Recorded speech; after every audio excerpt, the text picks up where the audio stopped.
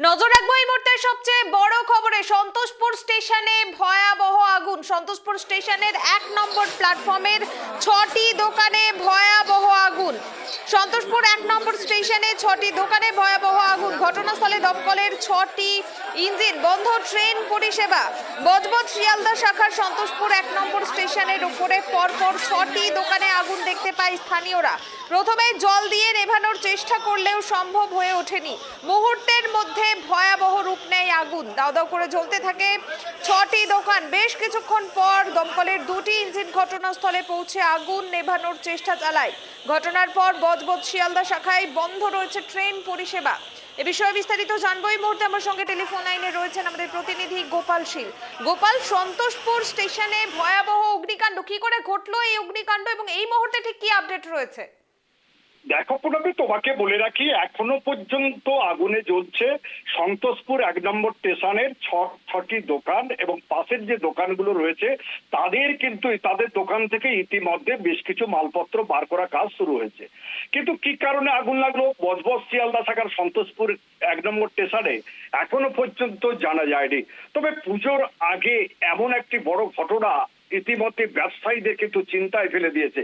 আজকের সকালে যখন ট্রেন ধরার জন্য যাত্রীরা যখন আসছিল তখন হঠাৎ করে দেখতে পায় দোকানে আগুন লেগেছে এবং চিৎকার চেঁচামেচি করলে মানুষজন দৌড়ে আসে। কারণ তুমি জানবে স্টেশনের সকালের দিকটা যে ভিড় থাকে, ভিড়ের মধ্যে মানুষজন যে আতঙ্কগ্রস্ত হয়ে পড়ে, স্টেশন চত্বর এলাকা থেকে দৌড়াদৌড়ি শুরু করে দেয়। খবর দেওয়া হয় ইঞ্জিনে, সেখানে ইতিমধ্যে ইঞ্জিন এসেছে, তারাও নেভাবার চেষ্টা করছে।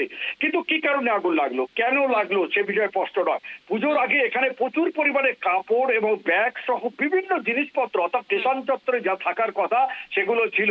তবে এখনো 6টি দোকানে আগুন জ্বলছে, বেশ কয়েকটি দোকান ভস্মীভূত হয়েছে বলে জানা গেছে। তবে এখনো পর্যন্ত পাশের যে দোকানগুলো রয়েছে তারা আতঙ্কগ্রস্ত, তারা চাইছে দোকানের মালপত্র বার করে নিতে।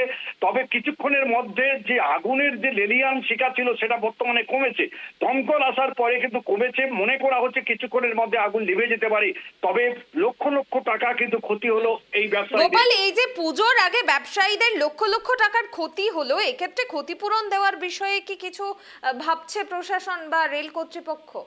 দেখো, তোমাকে বলে রাখি স্টেশন চত্বরে যারা দোকান করে তারা কিন্তু কারোর বৈধ কাগজপত্র আছে বলে মনে করা হচ্ছে না। কারণ তুমি জানবে স্টেশনে যারা দুস্থ দরিদ্র অসহায় মানুষ বা যারা ছিল পরবর্তী ট্রেনের জায়গার উপর, অর্থাৎ রাজ্যের কোনো জায়গা নয়, অর্থাৎ কেন্দ্র সরকারের যে ট্রেন ডিপার্টমেন্ট আছে বা রেলের ডিপার্টমেন্টের বিভিন্ন জায়গার উপরে বসে তারা ব্যবসা করে, তাদের যে কোনো রকম ক্ষতিপূরণ দেওয়ার কোনো প্রশ্নই ওঠে না। সব থেকে বড় কথা এই স্টেশন চত্বর মানে যে সমস্ত পাবলিক স্টেশন চত্বর বা ছোটখাটো স্টেশন আছে সেই সমস্ত স্টেশনে যারা সাধারণত বসে থাকে তারা কিন্তু কোনো পারমিশন, কোনো বৈধ কাগজপত্র নেই এবং ইন্স্যুরেন্স আছে বলে মনে করা হচ্ছে না তারা যে ক্ষতি পাবে। তবে তুমি বলতে পারো এই সমস্ত যারা দোকানদার ছিল তারা সর্বশব্দ হলো, পুজোর আগে সমস্ত কিছু হারিয়ে তারা কিন্তু রাস্তায় বসবে।